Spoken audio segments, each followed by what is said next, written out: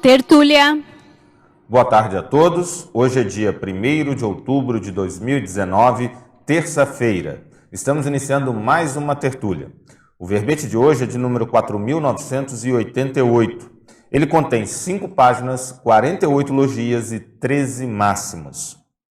O título é Autoponderação Cosmoética Ininterrupta, da especialidade Autocosmoeticologia, e vai ser aqui apresentado pela verbetógrafa veterana professora Patrícia Menezes. A professora Patrícia é graduada em Tecnologia em Processos Gerenciais, natural de Belo Horizonte, Minas Gerais, voluntária da Conscienciologia desde 2014 e tenepsista desde 2014. Vamos então à definologia. A autoponderação cosmoética ininterrupta é a capacidade de a consciência, homem ou mulher, analisar, examinar, sopesar e refletir sobre as condutas pessoais, diuturnamente, com base nos valores e princípios cosmoéticos, visando movimentar-se evolutivamente. Agora, na pensenologia, nós chamamos atenção para o holopensene pessoal da ponderação, a imersão no holopensene da autocosmoeticologia, a autenticidade pensênica, a autocosmoética pensênica, o impacto da autoridade cosmoética no holopensene pessoal. Já na fatologia, destacamos a autoponderação cosmoética ininterrupta, a autorreflexão crítica cosmoética constante, o ajuste fino das conclusões pessoais sobre qual rumo proéxico seguir, a precisão das opiniões colaborando com as decisões evolutivas, a calma incidente ao ajuste da vida profissional e pessoal, o megafoco ininterrupto nas tarefas interassistenciais, a resolução ponderada dos dilemas cosmoéticos, a responsabilidade pessoal e as consequências evolutivas decorrentes das deliberações ponderadas. Agora, na seção parafatologia, chamamos atenção para as inspirações extrafísicas associadas às autoponderações cosmoéticas, a postura tenepsológica ininterrupta, a observação quanto às parassincronicidades, a autossustentabilidade energética e a autocoerência com o curso intermissivo.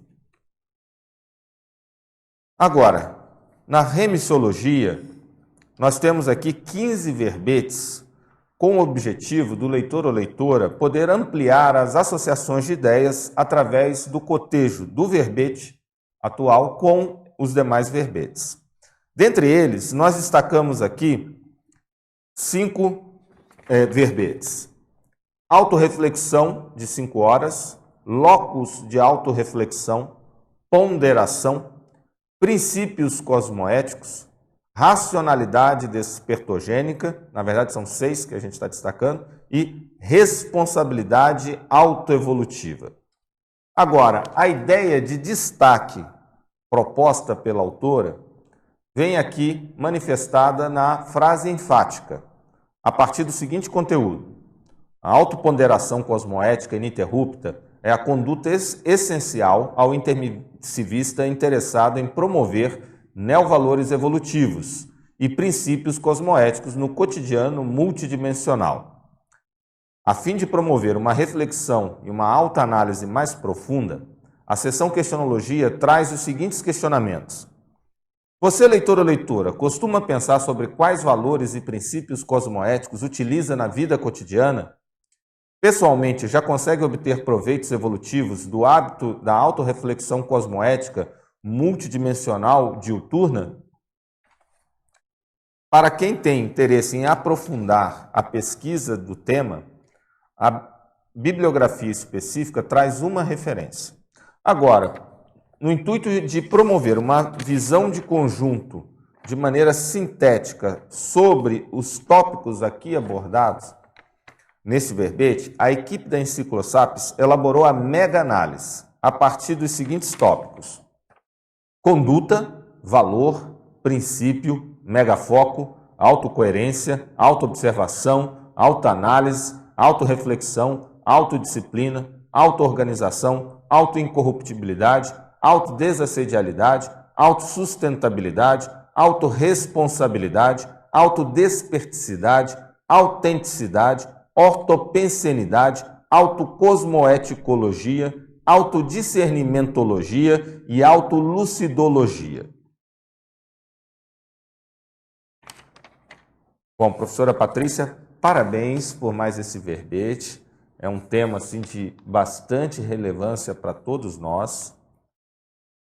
E a gente tem aqui por hábito sempre solicitar ao verbetógrafo, ou, como no caso, a verbetógrafa, que coloque inicialmente os motivos ou razões que levaram a escrever o verbete. Você poderia colocar para a gente, por favor?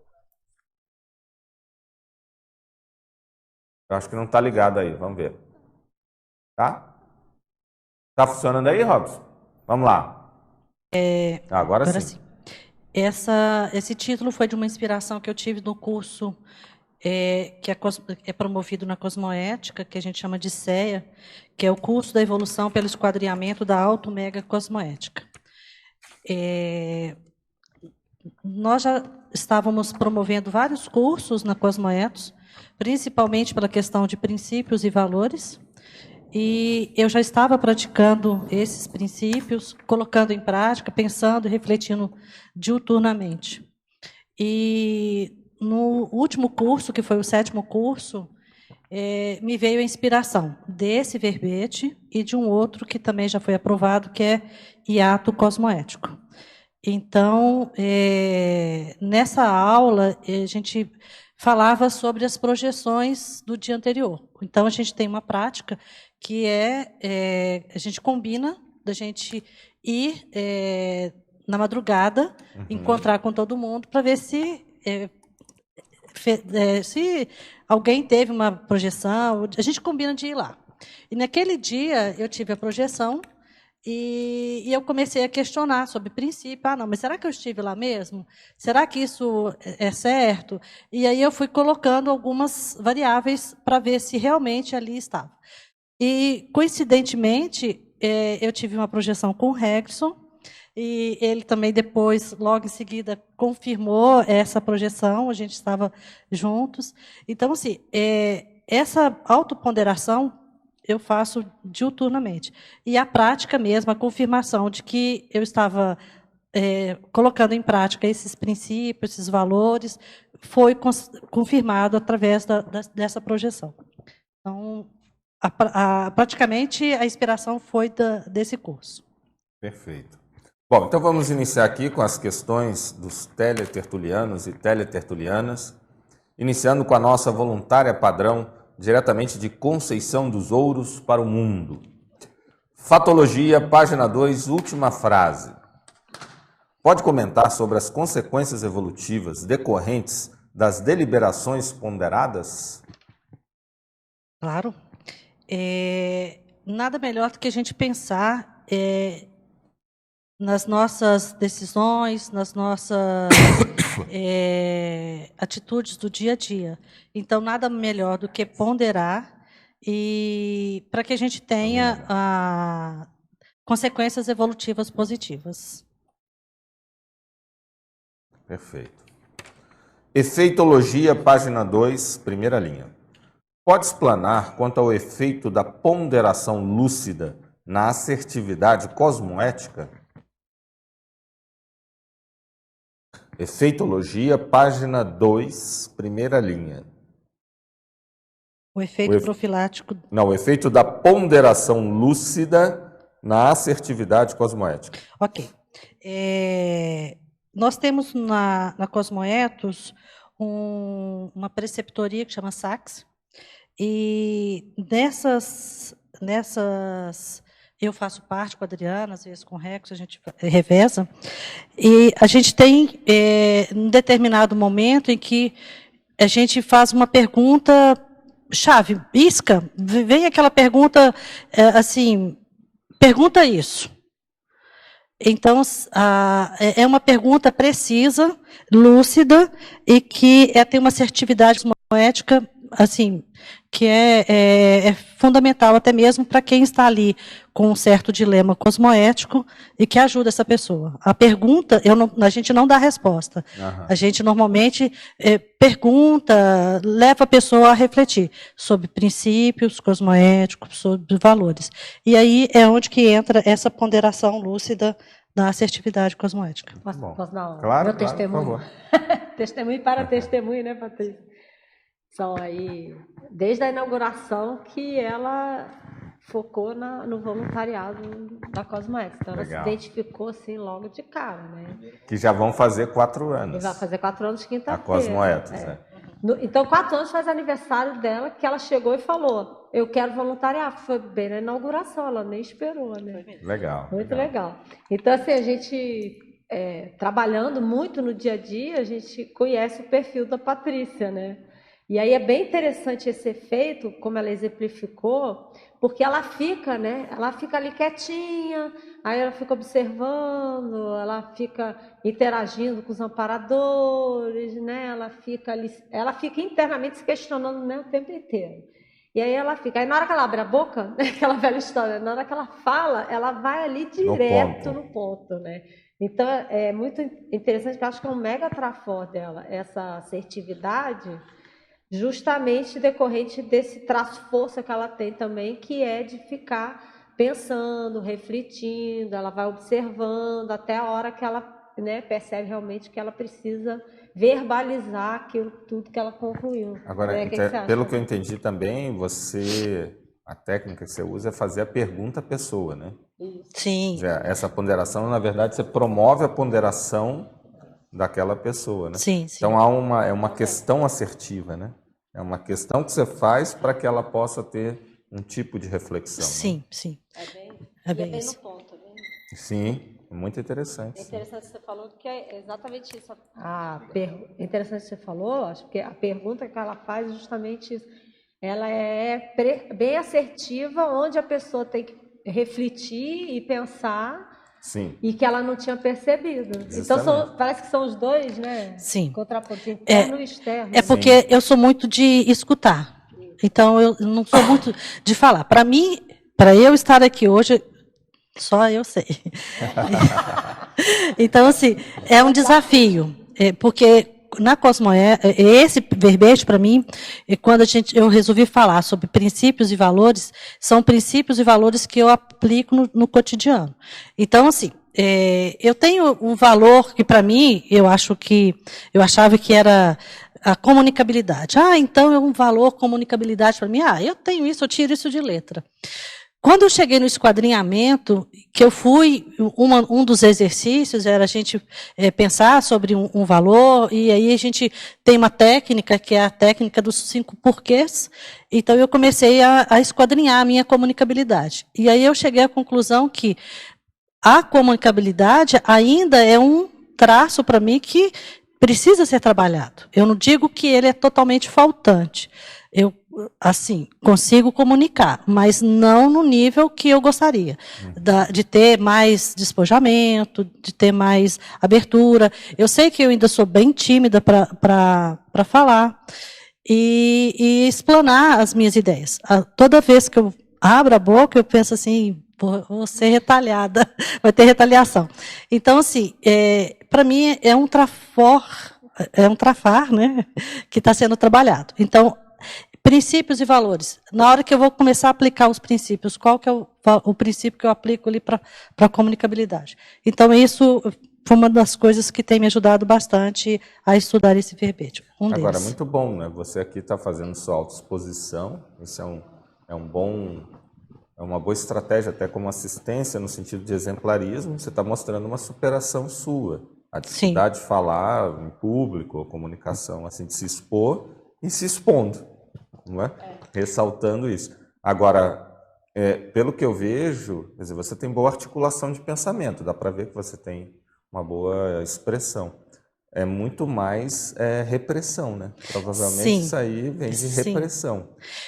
Porque assim, Loche, eu fui refletir sobre profissão, sobre atividades que eu exercia, que eu exerço. Então, são atividades que é de retaguarda. Então, não tem a necessidade de se expor. Então, quando eu trabalhei como secretária executiva, e eu fui analisar tudo isso, a secretária, normalmente, o papel dela é ficar de retaguarda, ela fica por trás. Ela é suporte, ela não aparece. Sim. Aí você vai fazer a administração de empresas. Quem aparece normalmente é o dono, quem aparece são os gestores. Quem está na administração mesmo, está lá embaixo, não tem que aparecer. Então, assim, eu nunca tive a necessidade de expor. Nunca. E também, quando tinha, eu sempre delegava. Fulano, vai você, vai fulano. E eu nunca aparecia. Então, isso, para mim, eu acho que foi uma das coisas que me fez a refletir mais sobre essa comunicabilidade. Agora, é interessante a velocidade, né? Eu vou testemunho de novo. A velocidade que ela está fazendo isso. Porque, assim, em 4 anos, né, de voluntariado, você não está falando ainda, né, Patrícia? Ela já deu aula, ela está dando aula, ela está indo, está itinerando, já é professora, preceptora, né, no sax, já não é o primeiro verbete. Sim. Né, já é outro verbete, então ela está bem acelerada. A capacidade dela de expressão, a expressividade é muito boa. Lógico. Interessante. Oi, tudo bem? Parabéns. Bem, obrigada. Você é de Belo Horizonte e eu vim de lá, tem poucos meses. Seja bem-vinda. Obrigada. Parabéns mais uma vez aí. Eu não sei, deve ter sido por acaso não, que eu vim hoje aqui no Tertuliário. Eu acho que eu vou fazer um estágio, ficar com você, porque você tem dificuldade de falar, né, que você falou. Sim. Eu tive muita dificuldade de ouvir. E agora eu estou tendo que fazer esse trabalho comigo, saber ouvir. Entende? E aí, eu acho que quem sabe ouvir, às vezes, estou chegando a essa conclusão, você aproveita muito mais, porque você reflete, faz a ponderação, e aí entra na hora exata, né? E às vezes a gente que atropela as falas, às vezes depois quer voltar atrás e recolher alguma coisa que falou, e aí não tem mais jeito, porque a palavra foi e fica, né? Mas muito obrigada por você estar aqui distribuindo isso e ajudando a gente que está aí tentando, né, melhorar um pouquinho. Outra coisa, na fatologia, acho que eu queria que você pudesse me ajudar alguma coisa na segunda linha, quando você fala o ajuste fino das conclusões pessoais sobre qual rumo pro Exo seguir, tá? E depois, na penúltima aí mesmo, a calma incidente ao ajuste da vida profissional e pessoal. Okay. Obrigada. Vou começar pela última. Quando eu trabalhava em Belo Horizonte, num órgão, e eu não tinha conhecimento de parapsiquismo. E aconteceu um fato em que, do nada, eu falei, esse documento é falso, esse documento tem problema. E ficou confirmado através de uma perícia grafotécnica que realmente se tratava de assinaturas falsas. Eu não sei por quê, eu falei, isso não está certo. Falei com o presidente da época que aquele documento não era correto. E isso levou para a Polícia Federal, a pessoa respondeu um processo. 20 anos depois, teve a consequência dele voltar e bater no meu ombro e falar assim, olha, eu posso não ganhar essa eleição, mas que eu vou dar trabalho, eu vou. E eu falei, boa sorte, eu sou funcionária da entidade, da autarquia, eu não tenho cargo de presidente aqui, você não vai concorrer comigo. Enfim, ele ganhou a eleição e durante um ano e meio, ele e a equipe falavam comigo assim, está na hora de você pedir demissão, seu partido perdeu. Eu falei, mas isso aqui é partidário, eu não sou aqui não tem partido. E ele não aceitava isso. Então, eu fui demitida e depois da demissão, com calma, eu fui refletir. O que eu vou fazer? Eu já tinha planos de vir para Foz do Iguaçu. E culminou com a minha vinda para cá. Então, foi um reajuste de PROEX, com essa calma, com toda a avaliação que eu fiz. Eu falei, está na hora de mudar de profissão, está na hora de mudar para Foz e fazer o que eu tenho que fazer. Tá? Então, eu acho que isso tudo, para responder que com calma, e aí todo dia eu sentava, trabalhava as energias na TENEPS, falava, bom, a hora vai surgir a decisão certa. E aí foi o momento de eu vir para Foz. Ganhei de presente essa vinda. A demissão, né? Foi grata essa demissão. Às vezes há perdas que são ganhas. Sim, lógico. Nesse caso aí, eu acho que é bom isso.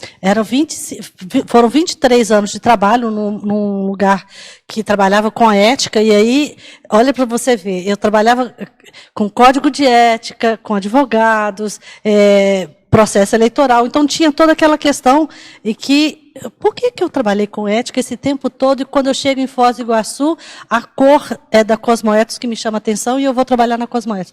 Então, assim, tudo isso é um ganho. E que foi um privilégio ter vindo para cá. Tem uma expressão que é referente ao contrário, chama-se vitória de pirro, que é quando se ganha, isso é da história, né, e depois ficou a expressão. Pirro era um general, ganhou uma batalha, só que o esforço para ganhar foi tão grande que praticamente não valeu a pena. Ele ficou derrotado, os soldados todos arrasados. Então ganhou, mas perdeu, na verdade. Então, toda vez que uma vitória acaba sendo mais prejudicial do que a derrota, fala-se de uma vitória de pirro. No seu caso foi o contrário. Foi, entre aspas, uma derrota que ela jogou para frente. Com certeza. É o famoso caiu para cima. E aí a gente vê o quanto que ProEx e o curso intermissivo tem valor para a gente, né? E a calma, como você ressaltou, permite fazer a ressignificação, né? A pessoa ressignificar aquilo que ela está passando para poder fazer o ajuste correto. Né? Isso aí leva esse ajuste fino que ela colocou, né? Quando você essa da segunda linha? Sim. Tá. É o ajuste fino. Aí, e considerando também, quando ela veio para Foz, né, Patrícia, você contou, você ia voluntariar no IPC, né? Ah, sim. Esse ajuste fino, tem um pedaço. Tem um pedaço. Eu ia no discernimento, então eu ficava de olho na Ictolab e no IPC. Então, eu estava namorando com essas duas ICs para saber em qual delas eu iria voluntariar. E do nada, eu fazia consciencioterapia lá na OIC, eu vi o convite da Cosmoetos e vi eu falei, que coisa mais linda esse convite. E pronto, a cor, tinha um laço maravilhoso, tinha tudo, uma coisa linda. Eu falei, poxa, que legal. E trabalhando um dia, eu falei, recebi o convite para ir lá na inauguração. Eu falei, mas eu não fui convidada, não recebi convite. Não, é aberto a qualquer um, pode ir. E eu fui. E quando eu cheguei no salão, isso eu falo no primeiro verbete, quando eu cheguei no salão, um painel enorme com filósofos, com historiadores, e eu falei, gente, isso aqui é minha casa. Aí via o Rexon naquela alegria, Adriana e tal, aí eu falei, é aqui. Terminada a cerimônia, na hora do coquetel, eu procurei por ela. Você me aceita como voluntária dessa IC? Vamos pensar. Na mesma.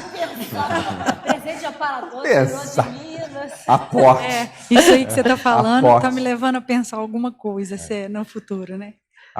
Porque quando eu cheguei aqui em dezembro e pisei aqui no tertuliário, o tertuliário me chamou, sabe?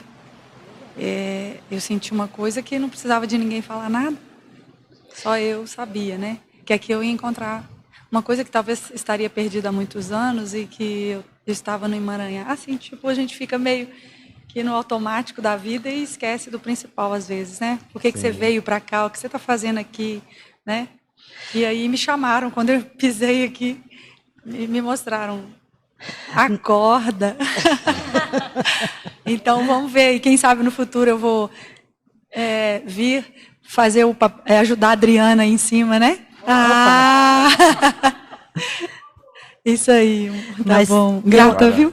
Eu acho que eu já tinha alguma coisa com Conscienciologia sem saber. Eu falei lá atrás que eu tinha um parapsiquismo, mas quando eu completei 18 anos, o meu sonho era de ir para a Marinha. Eu adorava ver aquelas mulheres todas de branco. E no Rio de Janeiro. E eu falava, eu tenho que ir para o Rio de Janeiro. Nossa, que coisa mais linda. E a minha família, a minha mãe e minhas tias falaram comigo, não, você está louca. Família de Minas, né? Vai deixar a filha sair para o mundo, né? 18 anos. Não, mas eu quero ir para a Marinha. Mas eu acho que aquela roupa branca não era a Marinha. Eu acho que já tinha alguma coisa a ver com a Conscienciologia. E ali estava a Conscienciologia também. E aí eu falei, hoje eu parto desse pressuposto que a minha senha, aquela roupa branca, né, da Marinha, não era para a Marinha, era para a Conscienciologia. É possível de ter os dois. Também. Porque é uma afinidade com a Marinha. Porque tem outras coisas que são brancas, né? Até açougue é branca. Não, mas eu acho que nesse caso... Essa tendência, a medicina, essa relação né? medicina. Então, assim... Eu trabalhava na odontologia. Pela Marinha para o Rio, eu acho que tem, sim, um pezinho. Não adianta tirar o corpo fora. Sim, disso. Pode ser. Belicismo, mas né? também, ao mesmo tempo, há uma identificação, realmente, com a questão da Conscienciologia. Ótimo. Agora, você falou uma coisa que eu acho importante, isso eu sempre percebi também, que a Cosmoethos, eu acho que é o maior exemplo disso, é essa identidade visual. A começar pela cor, né, que eles ressaltam muito, vocês ressaltam muito, mas a própria sede da Cosmoethos, né, toda a identidade visual, aquilo é muito bonito e é uma estética que ela reflete diretamente na energia, há uma certa harmonia e a pessoa se sente bem. Então isso vocês acertam, eu acho que isso tinha que dar um exemplo para as ICs, conversar de repente com as ICs. Se todo mundo fizesse isso dentro do padrão, né, das cores, porque o da Cosmoethos se destaca. Talvez hoje seja a IC com o melhor design, com melhor programação visual, assim, o estilo. E desde que você falou lá do lançamento, né, até a questão que eu vejo da sede, né, todo o detalhismo disso e tal. Uma outra IC que também investe muito nisso no seu material é a Consecutivos, né? Pelo próprio histórico, então o estilo mais de temas da antiguidade, de culturas. A gente também vê um material muito bem feito e tal. Então são algumas... Agora, ali entra conforme o tipo de curso e tal. E da Cosmoethos tem esse padrão geral. Né? Para mim isso é muito importante. Nós temos uma preocupação muito grande até nos panfletos da IC, quando a gente vai fazer, ele chama atenção.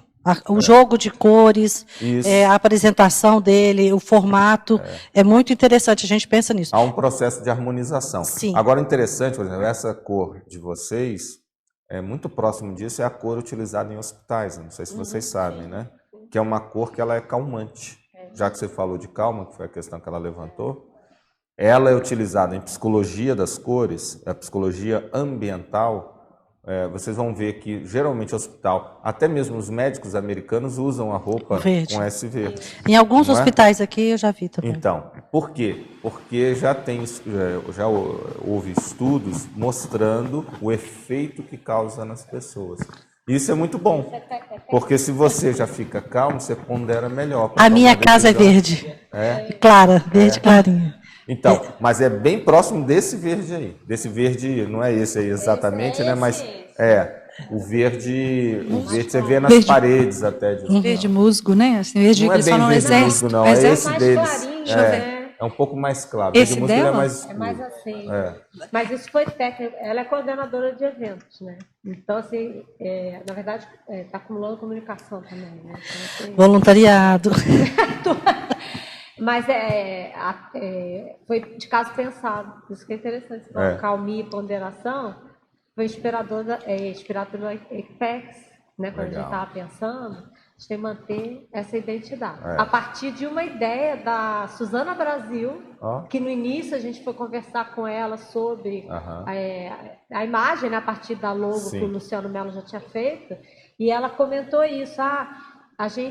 Ela trabalha com marketing, né, com produção visual. Ela falou, eu acho que as ICs precisavam ter sua identidade visual. Eu acho, porque é uma mais bagunça definida. Para se definir. Aí a gente seguiu, a partir dela, depois veio a inspiração dos ampadores, que era assim, vocês têm que estar com a cor. E aí a gente lembrou da técnica do Valdo, né, que o transmentor inspirou, da barba branca. Mas ele tinha comentado para fazer a coisa mais clean, né? E o visual que realmente chamasse atenção. Eu já tinha orientado. Não, nisso vocês acertaram, porque realmente E tem para essa chegar a harmonia. isso, porque para trabalhar a cosmoética, que é uma coisa, qualquer curso, qualquer atividade, por mais aparentemente boba nascer, ela mexe. Não tem jeito, ela mexe por causa do holopensene da especialidade. E aí a gente já teve muito feedback do pessoal que vai exatamente nesse sentido, eu acho que assim, nossa, a gente chega aqui, dá uma calminha, nossa, eu me sinto Reflete na acolhido. energia. Então é técnica, É perceptível. justamente. E existe também já a proposta da adoção do laboratório de cosmoética de ter também esse padrão de acolhimento. É uma boa. Já está encaminhando. Vale a pena. Agora, olha, uma questão de São Pedro da Aldeia, no Rio de Janeiro. Ortopensatologia, página 1. Você pode comentar as ortopensatas e, se possível, relacionar com o tema do verbete? Sim. Até a alegria precisa ser ponderada e refletida, pois em certas circunstâncias pode ser violenta, deslocada, inoportuna e constrangedora. Tem pessoas que se ficam mal quando vê a alegria dos outros. Não sabe por quê, assim eu penso. Ninguém se arrepende por ser ponderado. Quando você para, pondera, pensa, reflete sobre suas condutas, também ajuda. E a pressa só é útil para apanhar moscas, você pensar bastante a mosca você só vai tirar de casa ou encaminhar, né? Sai, vai para fora, vai para outro ambiente, aqui não, né? Então, despacha. Não para matar, eu penso. Então, eu acho que essas ortopensatas é quando você para e pensa, e aplica os princípios, né? Da reflexão cotidianamente. A questão que você falou ali, a primeira, né? Até a alegria precisa ser ponderada. Um exemplo disso, quer dizer, o contra-exemplo, é a condição do Schadenfreude, quer dizer, a pessoa que tem alegria pela satisfação malévola, né? Sim. Então, quer dizer, isso aí não tem ponderação nenhuma. Algo negativo. Verdade, né? verdade. E tem gente que usa, né, até essa coisa da alegria, das piadas, para acabar com o outro, né? Também. Isso é uma coisa terrível. Agora, depreciativo. Agora, acho interessante essa última aí, a pressa só é útil para apanhar moscas. E se a gente observar, a pressa tem muito a ver com impulsividade também, né? E é justamente o oposto da ponderação. Justamente. A ponderação é quando você para, reflete, né? Então, sabe, Reglisson, você falou da impulsividade, e uma das coisas que eu tenho trabalhado bastante é isso. Quando eu me vejo em determinadas situações, que um crescendo para mim, esse verbete, em muitas situações eu sou impulsiva. Então, paro, conto. Tem uma técnica que eu coloquei aí na tecnologia, que é a técnica de pensar 50 vezes, né? Então, A técnica de contar até 100. Contar até 100. Então, penso, conto, volto, mordo a língua, não, pensa, pondera, não é por aí, e volto. Porque, assim, eu já me vi em situações em que eu tive que depois pedir desculpas por causa da impulsividade. Então, eu não ponderei, eu não refleti, eu não apliquei princípios. Então, em determinadas situações, eu acho que todos nós devíamos morder a língua e pensar mais antes de falar. Né? Tem outra coisa aí também, essa coisa da pressa, que até o Lost comentou isso ontem, eu acho que foi ontem, ou foi anteontem, que essa coisa que tem muita gente que chega e começa a fazer um curso atrás do outro, na Conscienciologia. Síndrome da boa estudante. Parece que ela não para pensar, para ponderar, para refletir sobre o que ela está aprendendo. Processar o que ela está adquirindo. Né? E da aplicabilidade daquilo. Para começar a aplicar, refletir. Amanhã eu vou falar, o meu verbete é ciclo de maximização, né, contínua da autocosmoética. Então tem essa coisa muito do estudo, da teoria que a gente fala, que é isso, né? Você colocar ela em prática, refletir sobre tanto a teoria quanto a ação, para ver se faz sentido isso. Então parece que às vezes a gente vive nesse movimento. Às vezes você fala assim, a gente está convidando alguém, né? Olha, vai ter agora o simpósio da cosmoeticologia, né? Não posso porque eu estou fazendo curso. Mas vem cá, você não está fazendo curso semana passada? Estou fazendo aqui, estou correndo atrás do prejuízo.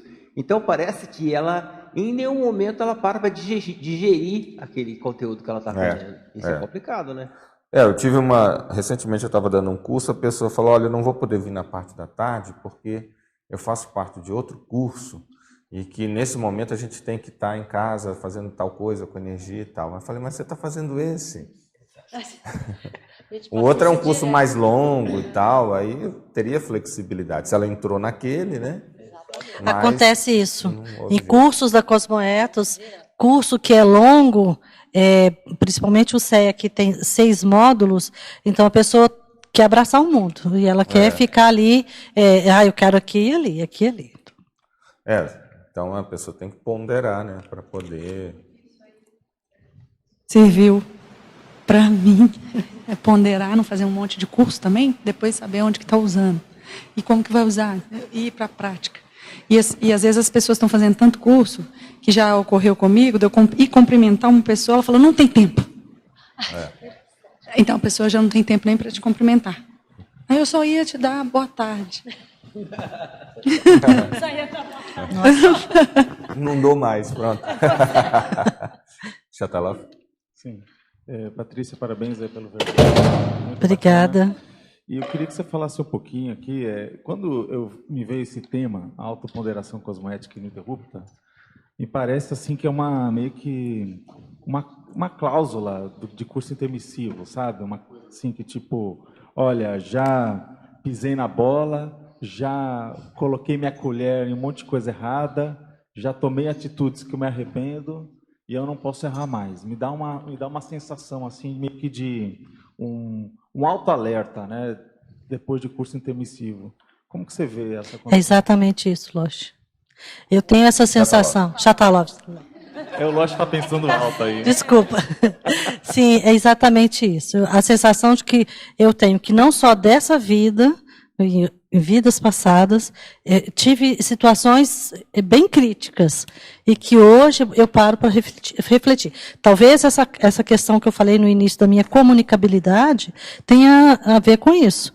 Lá no passado eu devo ter feito inúmeras coisas ruins, falado coisas, incitado massa, sei lá, né? E eu me lembro perfeitamente, quando eu estive aqui pela primeira vez com meu filho, o professor Valdo falou, esse menino foi político.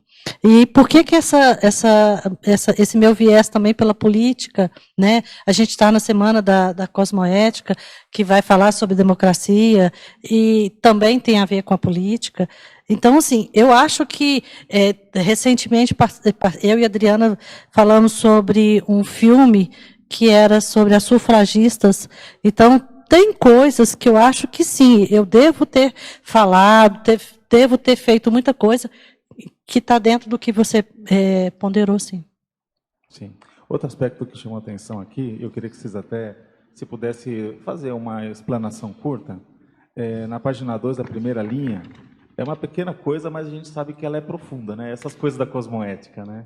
É que, tipo, a resolução ponderada dos dilemas cosmoéticos. Quais seriam os passo a passos que você daria para a pessoa, ela está num dilema, ela tem que tomar uma decisão e ela quer sempre terceirizar isso com outro, só que ela, na verdade, tem que descascar o abacaxi e comer o abacaxi, se for o caso. Vá no sax. Vá no sax. O sax da Cosmoética é justamente isso. A pessoa leva o dilema e a gente vai induzindo ela mesma a pensar. Ela pensa por ela, não é por nós. Nós fazemos algumas perguntas, aplicamos os princípios. A gente tem... A Adriana brilhantemente fez um verbete sobre princípios cosmoéticos. Então, a gente distribui, a gente entrega para a pessoa esse princípio. Então, ela, com base naqueles princípios, ela vai refletindo com a gente. É muito interessante que a gente não responde a pessoa. Ali não é o papel da gente. Mas fazer com que ela reflita. Interessante. Tá ligado? Tá. Interessante ele, tá ligado? Acho que sim. Acho que foi esse que caiu, né? Então, já era. Mas assim, é interessante isso que ela está colocando, porque nesse sax, a ideia é as pessoas refletirem sobre valores e princípios que norteiam, né, as decisões, as condutas das pessoas. E com tantos cursos que a gente faz, é interessante quando você para e você pergunta a alguém assim, tá, você sabe quais são os valores que norteiam a sua manifestação? E as pessoas não sabem. Elas nunca param para pensar sobre isso. Porque quando você identifica valores e princípios, isso ajuda você a resolver seus dilemas. Porque se você tem um dilema e você sabe o que você realmente valoriza na sua vida, aquilo já ajuda 50% você poder decidir. Não, isso aqui não tem a ver com os meus valores. E não tem a ver com os princípios. Por exemplo, a gente fala muito, se você valoriza racionalidade, discernimento, que é um valor, e pega o princípio da descrença, a gente até falou assim, que é um princípio.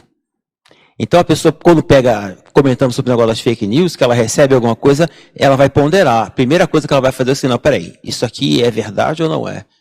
Então, se aquilo é um valor para ela, a racionalidade é um valor para ela, na hora ela para e pensa sobre aquilo e ela não compartilha aquilo, porque ela sabe que ela não está ajudando, só está assediando as pessoas. Então é interessante isso, porque a gente vai ajudando a pessoa a identificar os valores e princípios que ela tem, mas ela não para pensar, ela nunca parou para pensar, na verdade, sobre isso. Então, esse exercício que ela está falando, de você parar e fazer a pessoa, você fica buscando, sabe? Parece que é uma coisa, você fica esperando uma informação do extrafísico, o momento exato, é isso aqui. Aí você pergunta à pessoa, agora ela chega, tem a sacada dela, né? É interessante isso que você falou, Xatala, porque na preceptoria a gente recebe muita gente que o dilema é financeiro. Então, tem a ver com o que você colocou, né, da profissão, do ajuste fino profissional, pessoal. Então, ela tem um dilema cosmoético em relação ao rumo que ela vai tomar, mas tem questão financeira normalmente envolvida. E o princípio, o valor, a gente vai ajudando ela. Tem um princípio básico, se a pessoa raciocina em cima daquele princípio, já 50% do problema Está resolvido. você passou. Tem uma questão sua pessoal, né? Tem. Está resolvido que assim, você não pode, anticosmoético você tomar alguma decisão baseado simplesmente ou principalmente na questão financeira. Se não for o caso dela ponderar com outro princípio lá, que é o da cosmoética, exige pé de meia. Então, a pessoa, o jogo é esse, você ajudar a pessoa a raciocinar um com o outro dentro do valor que ela tem. Então, sei lá, o intermissivista tem o valor, né, do esclarecimento, né, da docência, da escrita, da informação, do vínculo consciencial. E aí você ajuda a pessoa, dentro da realidade dela, a começar a jogar isso aí. Olha, mas olha o rumo. Como é que você está indo?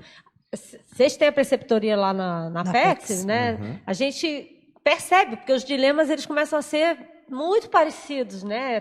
Tem os básicos que são os comuns, né, do intermissivista e tudo mais. Mas a gente não quer dar resposta, né? A gente quer ajudar a pessoa a ter autonomia, né? Para ela aprender diretivo. a fazer. Essa é a parte mais interessante, porque ela já chega lá, ela quer que você diga para ela o que ela fazer. Aí a gente fala para ela um princípio que chama o princípio do megafoco cosmoético, que é anticosmoético agir somente em função do enriquecimento amoedado. E a pessoa vai refletir. É um princípio.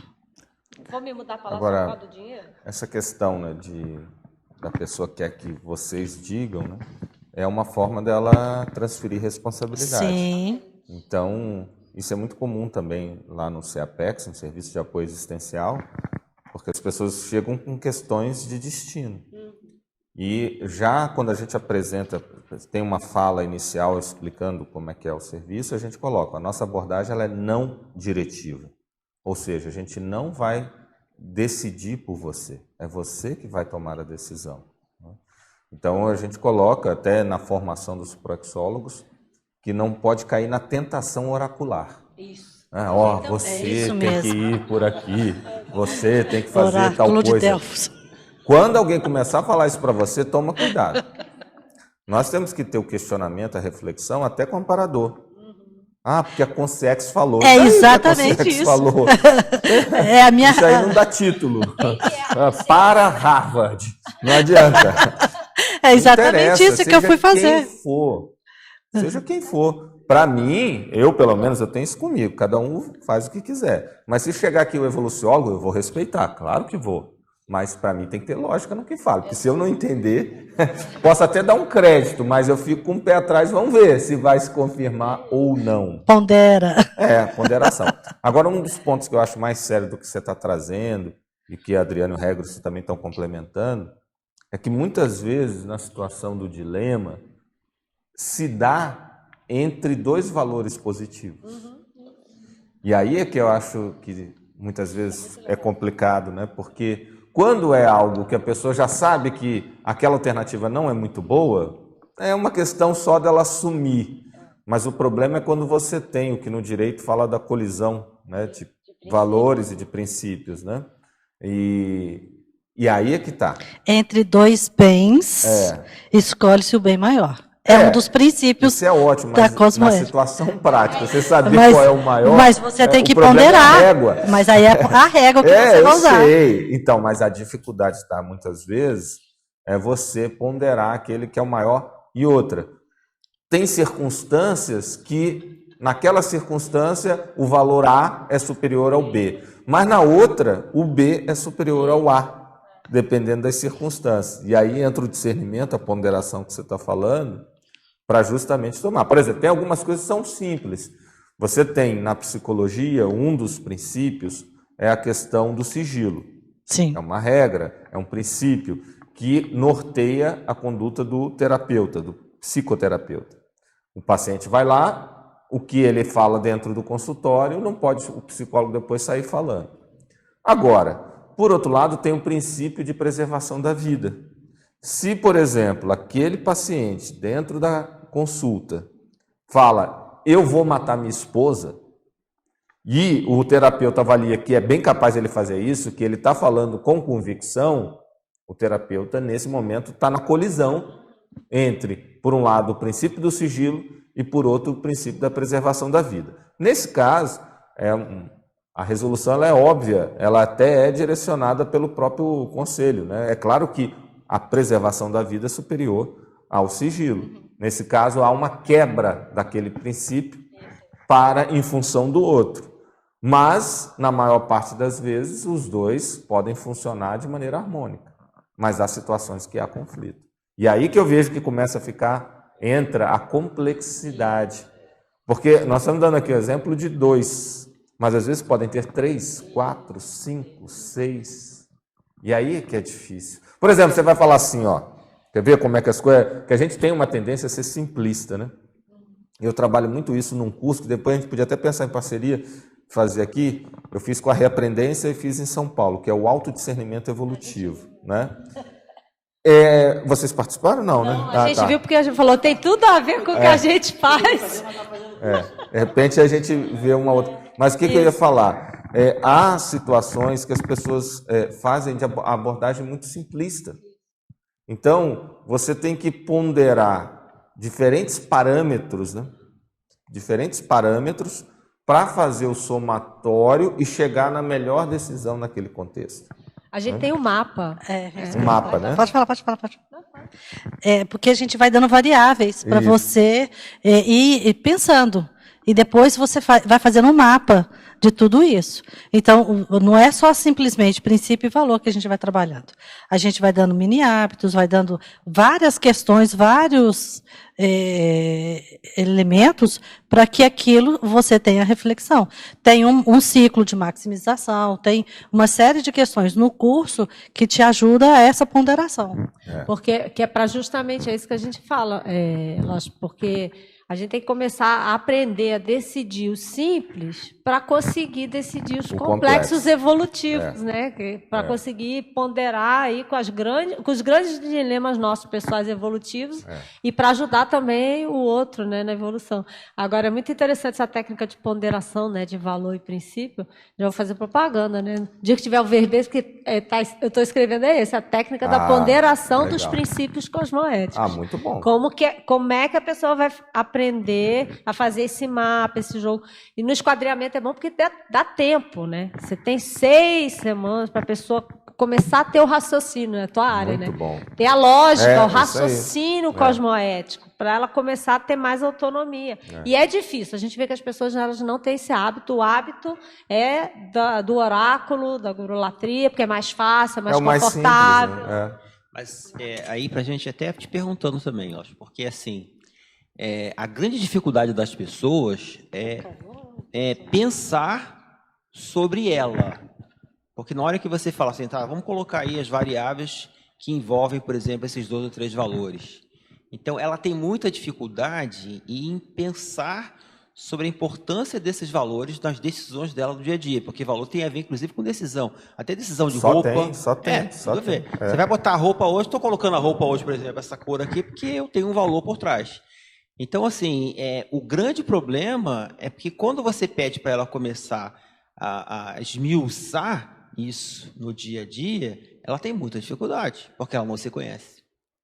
Então, como é que vai fazer um exercício desse? É só fazendo ela pensar, não tem outro jeito. Não tem outro jeito. Eu vejo assim, e ela tem que ter clareza para ela quais são os seus parâmetros de avaliação. Né? Isso, é isso. Esse é o ponto.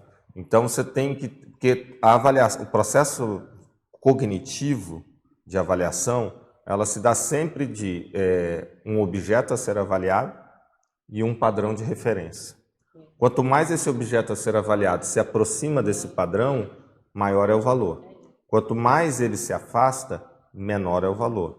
Então, um dos aspectos para que a pessoa possa fazer uma avaliação adequada, ou seja, ponderação, é ela ter clareza quais são os parâmetros de avaliação.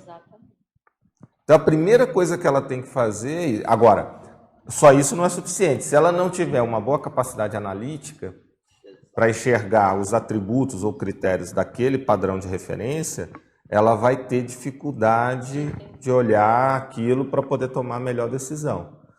O que eu vejo assim muitas vezes é que as pessoas erram porque o padrão ou os padrões de referência que elas estão utilizando são insuficientes. Ela até está certa na lógica que ela está se propondo, ela está certa, só que existem outros elementos. Vou dar um exemplo muito simples. Vamos supor que a pessoa vai comprar um carro.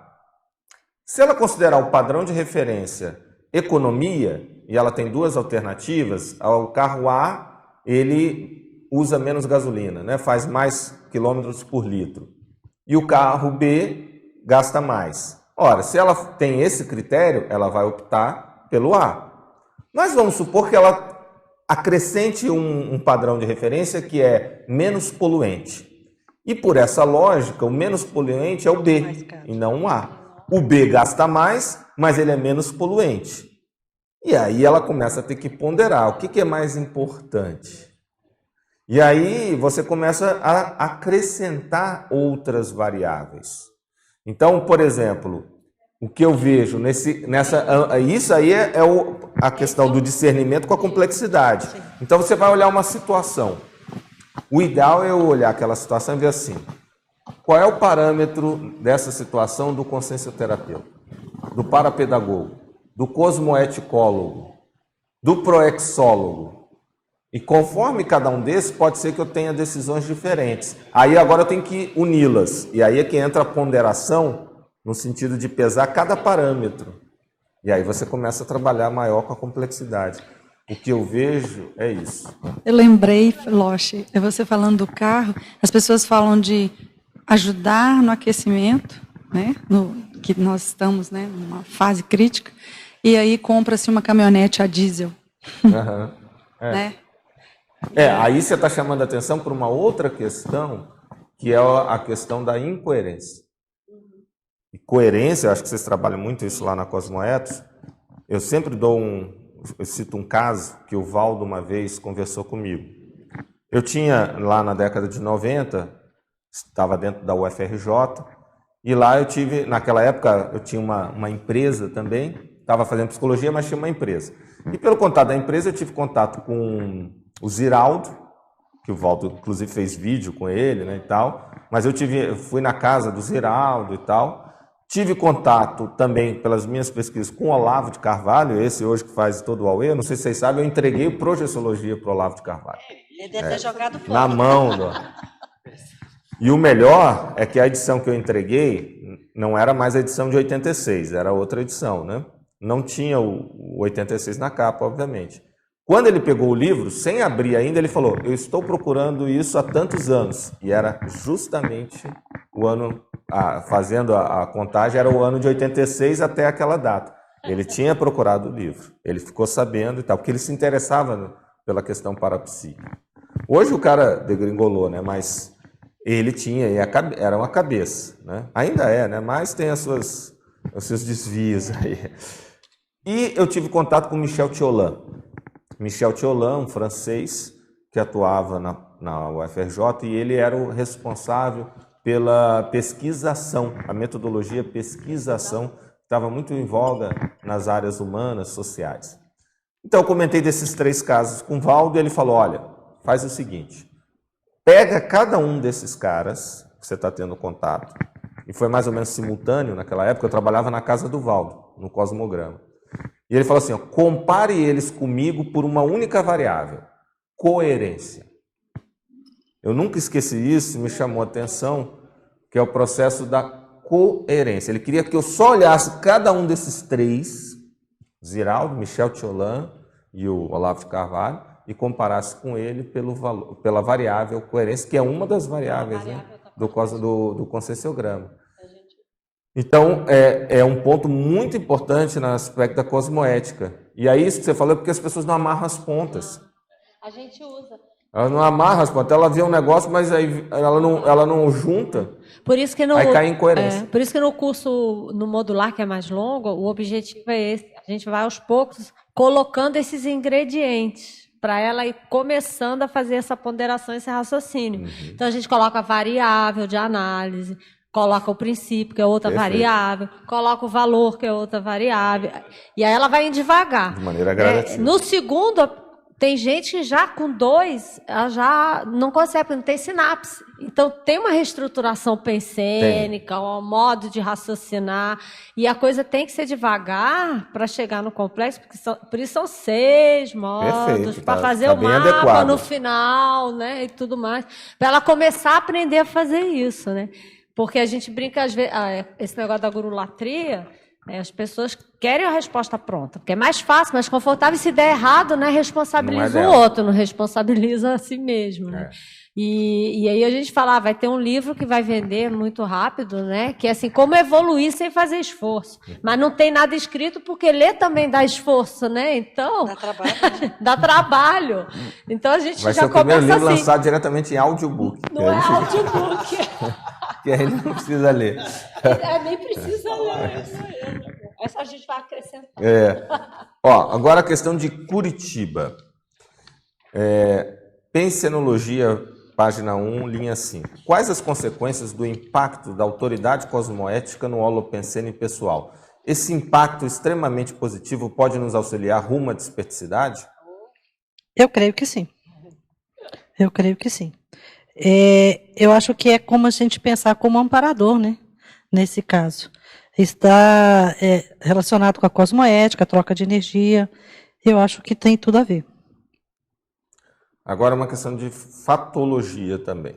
Página 2, linha 3. O que se pode esperar do momento definitivo do descarte somático de quem tem a sabedoria da dessoma elegante? Não é a dessoma da Coco Chanel. Não é disso. Vamos pensar bem. Vamos ampliar isso aí. A dessoma elegante é você deixar tudo na sua vida certinha, papéis certos, não só o corpo, o energossoma, saúde. Eu gostaria de dessomar dormindo, para não dar trabalho para ninguém. Pronto. Deitei para dormir e já acordei em outra situação. Mas quando eu falo dessa dessoma elegante aqui, é você pensar em tudo, deixar tudo certo, para não ter trabalho. Se você tiver algum bem, já deixa distribuído, você já deixa tudo programado na sua vida. Não tem que ter briga de herdeiros lá na frente. Enfim, tudo bem alinhadinho. É interessante isso aí, que Tá falando de valor e princípio, né? Aí a gente estava até debatendo, né? Eu e o Rex, essa coisa de soma. Dupla, né? Então a gente começou. O kit está pronto, né? O kit de soma que o Valdo falava, que é isso que a Patrícia está comentando, né? Se tem o valor da interassistência, né? Qual que é a melhor coisa que eu posso fazer? Por exemplo, se eu for dessomar, né? Se eu dessomar antes do Rex, para dessomar com elegância e dar trabalho para ele. Como é que eu vou concretizar a interassistência na hora da minha dessoma, né? E aí, no meu caso, aí eu fiquei colocando a princípio da mega assistência, né, da cosmoética vivida, em todas as situações, inclusive da dessoma, né, o valor da assistência, do respeito, etc. Informação. Aí eu pensei, eu tenho que ter o kit todo legal, não é isso, Lógico, você que conhece há muito tempo, o kit básico legal tem que estar redondo, né? Perfeito. Não posso dar trabalho para ele, né? Aí a gente fez, né? Teve uma época que a gente fez testamento, aí depois a gente viu que era melhor não fazer o testamento, porque mudou a legislação, então tiramos o testamento, né? Aí a gente acabou casando, né? Trocamos a técnica da Invexis pela da Ressex. A gente diz que, como é que é? A gente é reciclante com alma de inversor, né? Porque, na verdade, a gente só fez isso para não dar trabalho na dessoma. Não, era o contexto. É um contexto. Porque, assim, é mais fácil, não precisa abrir inventário, não precisa fazer nada, etc. Está tudo calçado, né? E foi tão engraçado no dia, né? Que a gente foi no cartório, foi aqui em Foz, tem, sei lá, nem sei que dia foi, nem que ano. Então, era assim... a gente, né? Aí a menina ficava assim, a senhora quer festa? Minha filha, mais de 20 anos junto, que isso? Só estou fazendo isso aqui por causa da pessoa. Eu expliquei para a menina, né? Uhum. E aí, no dia lá, o Rex foi assinar. Eu falei, Rex, você não vai nem ler? Não, assina aqui, chamou os 2 testemunhos lá. Mas, enfim, era para isso. O contexto. No fundo, o contexto, as contingências, para facilitar, a vida mudou, né? Esse tema que vocês estão abordando, a maioria das pessoas não pensa nisso mesmo, que é um tabu, né? A questão da morte é um tabu. E considerar que vai morrer, então, tá bom mais ainda, né? A própria morte, aí que a pessoa não pensa mesmo, né? Então, isso aqui é um aspecto que deveria ser muito facilitado. E é uma vergonha também essa questão de inventário que fica anos e anos e anos. Eu tenho na família isso. Não foi pensado. Então, a pessoa que começou o primeiro inventário já dessomou, já estamos no segundo inventariante. Então, assim, uma coisa vai prolongando, né? Não tem fim. Particularmente, eu não entendo por que é tão moroso. Eu realmente não entendo. Eu não sei o que é o trâmite aí. Considerando... É o assédio, a questão multidimensional. É o assédio. É um assédio que demora ou desassédio. Mas é interessante você colocar isso aí, porque assim, se o epicentro, né, que é a pessoa que está dessomando, ela deixar tudo organizado em todos os aspectos, inclusive já deixar lá o dinheiro para pagar, porque eu lembro lá quando meu tio morreu, o desespero que foi para poder pagar o enterro. Então, assediou um montão de gente da família. Então, você vê, se a pessoa que é o epicentro ela já deixa tudo organizado, eu acho que isso facilita até a interação multidimensional, né? Aquilo que a pessoa pode pensar nisso que vocês tratam lá, há mortes assediantes e há mortes desassediantes. Com certeza. Então, tem aquela pessoa que morre, deixou tudo encaminhado, todo mundo fica bem, facilita tudo. A gente tem que pensar nisso. Por que não, né? Já deixar tudo facilitado. Mas esse é o processo da reflexão, interessante, da ponderação. Porque, por exemplo, minha família... Você quer que a sua dessoma seja assediante? Exatamente. O pessoal começa a brigar depois. Eu vi isso na minha família. Um tio meu morreu, a família está brigando. Questão de herança e não sei o que e tal, e aquilo, aquela confusão. E pior, a pessoa deixou herança para fazer assistência para o povo. Então, assim, há coisas que a gente tem que... Olha, eu quero dizer que a turma da Cosmoetos há uma profusão de questionamentos. Vamos tentar ver aí você vê o quanto você quer, mas está batendo recorde, tá? Tem mais de 40. Vamos lá. Questão de Lisboa, Portugal, terra do Chataloff aí, ó, que já morou lá. Chataloff. Efeitologia, página 1. Com base na sua experiência, qual a relação entre a autoponderação cosmoética ininterrupta e o efeito da assunção das responsabilidades proexológicas? Efeitologia, página 1. Que está na página 2. Então aqui é página 2, né? Está errado aqui. Quando eu assumi o meu voluntariado, isso é uma assunção de responsabilidade, e principalmente proexológica, porque assumir compromissos, ser voluntária exclusiva e de uma instituição como a Cosmoetos é de uma responsabilidade muito grande.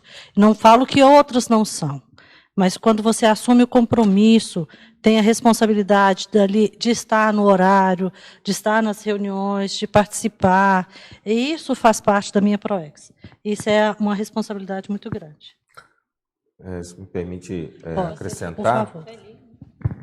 você trouxe uma boa casuística, o seu exemplo, né? E a gente pode ver o seguinte: as decisões relativas à Proex, elas são decisões de destino, são sempre decisões de destino.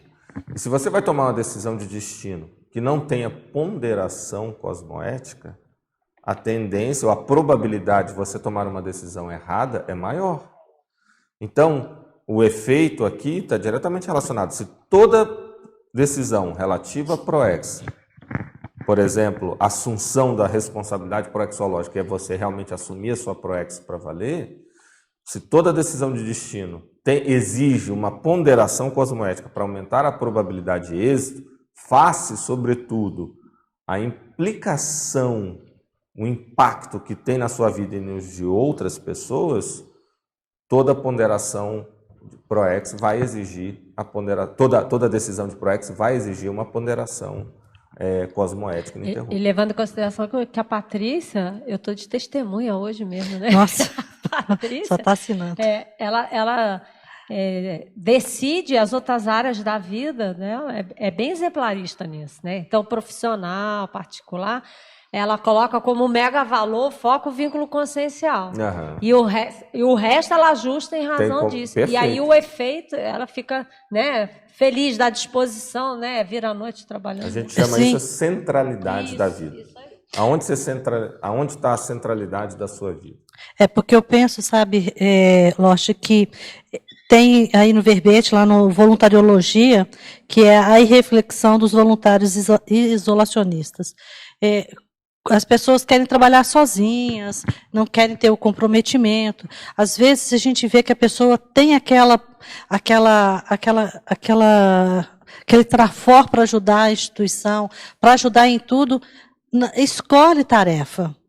Ela, não, isso eu já faço o dia inteiro, eu quero outra coisa. Ou, às vezes, se nega de fazer determinada atividade na IC. Então, eu acho que isso está atrelado também lá com o voluntariologia.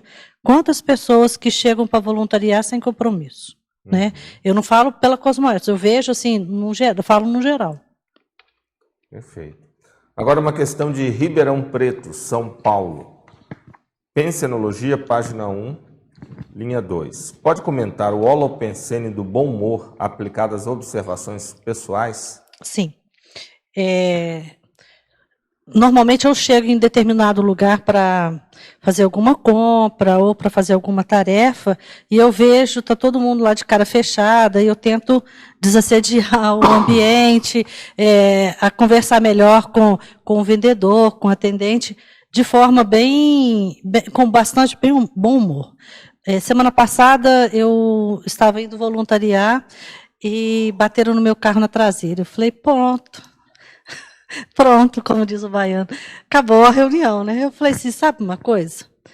Eu vou desassediar isso aqui, eu vou embora, eu não vou ficar aqui. Ele que bateu na minha traseira, ele parou do meu lado e falou assim, você manda a conta para mim depois? Eu falei, beleza.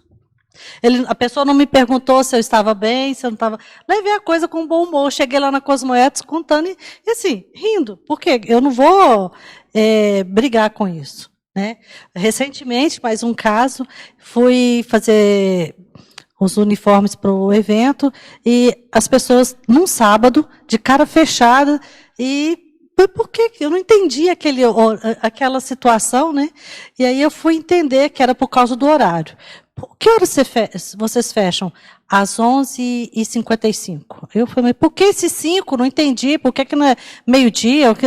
Aí aí eu senti que ali já existia um clima ruim por estarem trabalhando no sábado e por causa desse horário. E eu sei que o dono da empresa estava ali. Aí eu comecei a rir. Eu falei assim, isso é para fechar as 44 horas semanais? É isso? É para justificar? Mas não tem jeito de arredondar esse horário, né? Eu sei que o camarada olhou para mim, eu fui com bom humor, e eu acho que ele vai repensar esse horário. Tanto é que ele virou e falou assim, se pensar, né? E pronto. Mas eu acho que ali serviu de reflexão. E todo o grupo ficou desassediado. Muito bom. Parafatologia, página 2, última linha. Pode exemplificar a leitura energética exercida a favor de todos?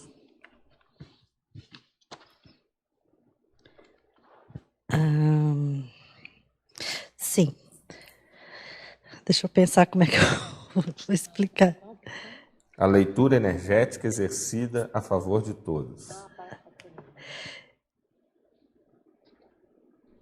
Se você quiser, pode que eu complemento.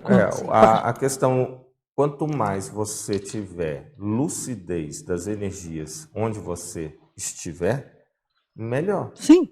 Porque essa é uma variável muito importante para você ponderar nas suas decisões, nas suas interpretações. Então, por exemplo, às vezes você pode ter um ambiente lindo, maravilhoso, tudo limpinho, arrumadinho, mas extrafisicamente é péssimo. Então, a leitura energética pode te indicar, não fique aí, vamos embora. Certo? Então, quanto mais você estiver fazendo a leitura energética, essa é uma variável que ela prepondera sobre outras. Por exemplo, se você sente que a energia da pessoa não está boa, e ela fala, não, está tudo bem, mas você está sentindo pela sua leitura energética que não está bem, essa leitura energética prepondera a fala dela. Então, ela demonstra que não está. Às vezes, assim, fisicamente, ela está até conseguindo enganar bem, mas você, pela leitura energética, percebe que não. Agora é interessante também, porque eu fico pensando assim, a leitura energética é uma fase, né? Aí você vai e você lê. Ela deu até um exemplo agora sobre isso. Da loja. Da loja. Mas aí você precisa agora começar a refletir sobre aquilo. O que você vai fazer a partir daí? Né? Porque às vezes a gente vê muito isso, a pessoa entra no local e ela fala, nossa, ambiente pesado. E ela sai ela fez essa observação e sai dali com dor de cabeça. Ficou por isso mesmo. Ou seja, ela não fez nada em relação a isso, né? Então é legal que ela dá vários exemplos disso, que é de você perceber, refletir sobre o que você vai fazer em relação, às vezes até para sair fora. Às vezes o negócio está tão pesado ali, eu não vou dar conta disso não. Eu tenho mais que me encapsular e sair daqui. Né? Então é legal você começar a refletir também, já é um outro momento, né? Então acho que isso tem muito a ver com a... Eu lembrei de um verbete, acho, professor, que eles falaram, que o professor Valdo falou que tinha uma pessoa do lado de fora uma vez e pedindo auxílio dele, né? E aí essa pessoa estava muito assediada e ele tinha um grupo para assistir. Aí ele falou assim, não vou lá fora não, porque eu tenho muito mais gente, porque quando você coloca aqui a favor de todos, aqui embaixo, é porque se ele fosse demandar toda a energia para uma pessoa só, as outras, que seriam muito mais, ficariam, né? Aí eu entendi isso, porque quando ele coloca aqui, ela coloca embaixo. Lembra aqui? Aí ela colocou a favor de todos, sim, né?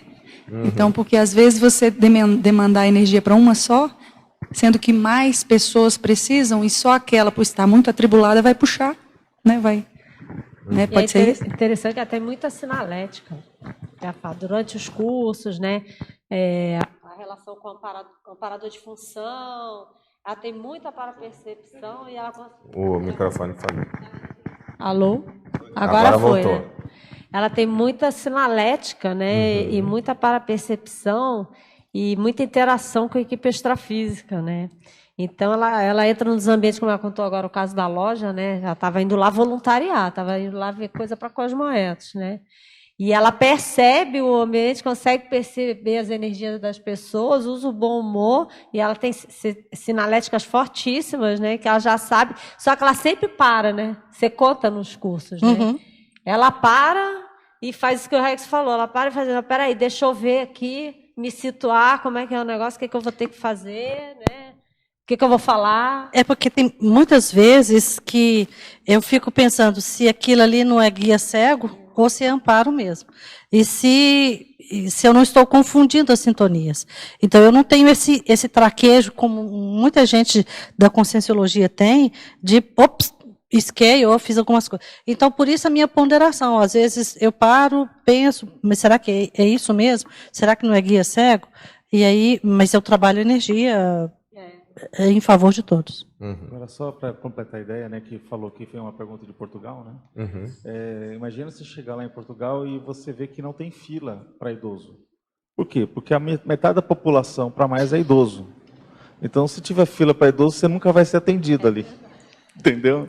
Então, aí você entra no banco, aí tá cheio de gente, e um monte de gente com aquele ar de reclamação. Porque ninguém gosta ali, às vezes, né? E aí, o que você tem que fazer? Você vai tomar uma ação, aquilo que você está ponderando aqui. Você fala, poxa, o que é o menos pior, né? Às vezes aqui eu estou vindo aqui para ajudar, eu estou aqui, né, para ajudar o povo que está aqui. Sim, né? sim. Então isso é curioso, né? Essa postura de o que você está fazendo ali, não é? Mas Você vê esse exemplo que ele trouxe, a questão da relatividade, né? Então, como você também tem que ponderar, por exemplo, alguém que se você der essa informação, você sabia que Portugal não tem fila do idoso? Que absurdo! Como é que pode? Olha, e a Europa, a pessoa, né, a visão curta, ela não viu essa característica. Mas se todo mundo lá é assim... Mas é um elemento a mais que ele colocou, né? Para Então, você ponderar, é o elemento. Mas né? veja que a ponderação, dentro do contexto, o contexto mudou a sua ponderação. Sim, sim. Aquilo que eu estava falando da complexidade. Você tem outras variáveis, a mesma coisa, você vai para o Japão, a maior parte da população japonesa hoje já é mais velha. Então, como é que você vai fazer isso? Aquilo que seria a favor passa a ser o contrário. Então, essa flexibilidade, que eu ia falar até ainda há pouco, eu estava falando da questão de ponderar, acabei não falando, você pode pegar assim, de uma maneira simples, né? Corromper, fazer subornar alguém é anticosmoético. Mas, se você está na Segunda Guerra Mundial e suborna um soldado nazista para não prender certos judeus, é anticosmoético. Olha o processo delicado. Se você pega só a frase assim, é óbvio, mas a gente tem que tomar muito cuidado. Pensa só nisso. Mas a cosmoética é isso, né, então, lógico. Se você pensar... subornando um soldado nazista para liberar os judeus. Mas Então, aí que legal. a gente fala, leva até banho de energia. O negócio é sério de ponderação, para a gente não... Por isso que é legal a técnica da ponderação. E a contextualização. Né? E com o referencial que a gente estava comentando, debatendo antes, né? Porque você tem os referenciais de análise. Então, você tem uma coisa chamada conduta padrão, conduta exceção. Isso. Esse microfone está falhando. Esquece esse aí, muda. Esquece. Agora voltou. Ele tem autonomia. Ele está querendo evoluir. Então, assim, é interessante, é muito gostoso, né, você ver já troca essa técnica, né, de raciocínio, porque você, para poder ponderar e decidir, é o juízo de valor, né? É a função. A gente estava falando ontem, né? É o julgamento, né? A gente, quanto mais maduro, mais auto-julgamento, etc. Então, você tem que ter os referenciais. Então, você tem a conduta padrão. Então, como conduta padrão, né? Você diz sim. Isso. Vamos supor, hipótese A. Conduta exceção. Você tem que colocar a contingência, as variáveis, para poder flexibilizar a regra, né? A questão do brasileiro do jeitinho, não sei se a regra você vai falar isso, é que a cultura do jeitinho, ela gosta de fazer o quê? Não, tudo pode, tudo vale. Se fulano faz, eu também posso. Não tem a conduta padrão, vira conduta exceção o tempo inteiro, não tem mais padrão e faz o que você quer, né? Não é isso, né? A técnica. Justamente.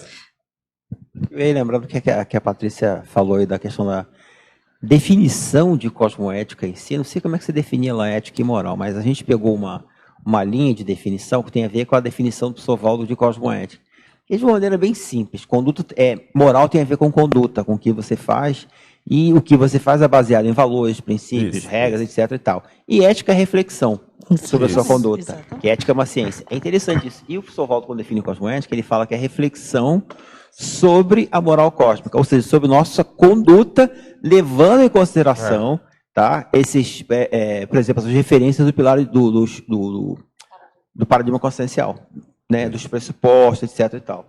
E é interessante porque na hora que você trouxe esse exemplo aí, achei bem interessante isso que a gente comenta, às vezes até isso lá, você precisa refletir sobre a situação. Nenhuma situação, né, ela pode ser dita como a situação padrão, não tem uma coisa padrão.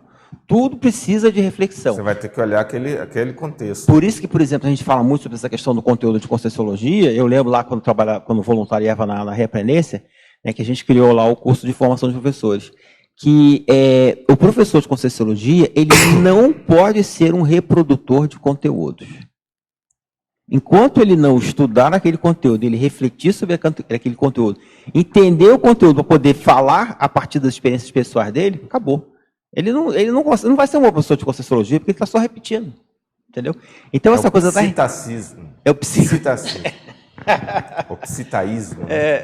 Então você vê, isso é muito importante porque a maioria não tem esse movimento de reflexão, de parar para pensar sobre esse exemplo aí que você trouxe. É um julgamento, né, que a pessoa faz de imediato, já vai direto. como você bem colocou. Você fez a pergunta, é cosmoético? Mas aí você foi dando outras variáveis. Isso. Mas quando você vê o contexto geral, você fala, não é. É a mesma coisa, você está na rua, a pessoa avançou o sinal. Ah lá, tá vendo? Avançou o sinal. Mas sabe se lá, se dentro daquele carro não tem uma pessoa machucada, ferida? Se não é uma questão de urgência e emergência, ali não tem uma questão. Se ela não colocou o pisca-alerta. Então, tudo bem. E aquela questão da colisão de valores que a gente estava falando. Sim. Ó, naquele contexto, esse aí prepondera. Né? Muito bom. Olha, agora uma questão de São Bento do Sul, Santa Catarina. Fatologia, página 1, segundo item.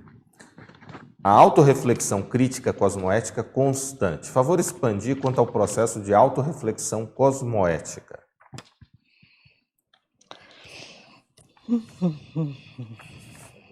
Fatologia, página 1, segundo item. Exatamente. Nós temos na Cosmoethos um ciclo da autorreflexão. Esse ciclo, ele fala desde a teoria, ele vai da ação, da reflexão crítica e da autotálise. Então, você pega uma determinada ação, que você tem que fazer uma autorreflexão crítica, então você pega, qual que é a minha ação? Qual que é a minha teoria? Qual que é o meu problema?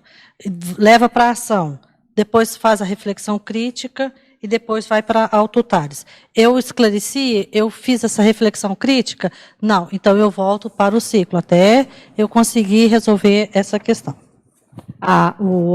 O teletertuliano aí já pode colocar na agenda, se ele quiser, que é o verbete do professor Valdo de Amaral. Professor Valdo aí, ó. Professor Regson.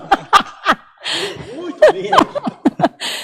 O do Regson amanhã, né? Que é, como é que é o nome? É o ciclo De maximização contínua da autocosmoética.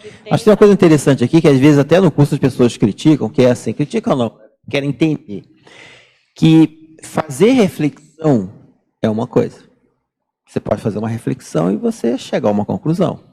Fazer uma reflexão crítica é diferente. E fazer uma reflexão crítica cosmoética é mais diferente ainda. Porque você pode fazer uma reflexão crítica e você meter o pau em você mesmo. Você puxar o seu tapete. A ideia é você fazer uma reflexão crítica que ajude você a se entender e progredir de alguma maneira. Entendeu? No início, Regson, dos cursos, tanto é que eu falo que a ficha só caiu no 7º, né? É verdade. Porque você começa a fazer o ciclo, e aí é automutilação. Aí você começa só a trafar. Mas aí, quando chegou no 7º, eu falei, não, pera lá, não é assim. A questão é outra. Então, talvez a minha autoponderação naqueles cursos lá atrás ainda estavam bem prematuros, né? Estava bem aprendendo mesmo. E quando chegou agora no sétimo, é que larguei de lado os trafares e vamos também colocar um ingrediente que eu estava esquecendo, que são os trafores. Sétima turma, né? Não sétimo ciclo. Sétima turma. Ó, agora uma questão de Guará, no Distrito Federal. Parafatologia, página 2, linha 4. Poderia ampliar o item a observação quanto às parassincronicidades? Parabéns pelo verbete, pelo sobrenome, devemos ser primos distantes. Meus pais são nordestinos e eu nasci no DF. Opa. Obrigada.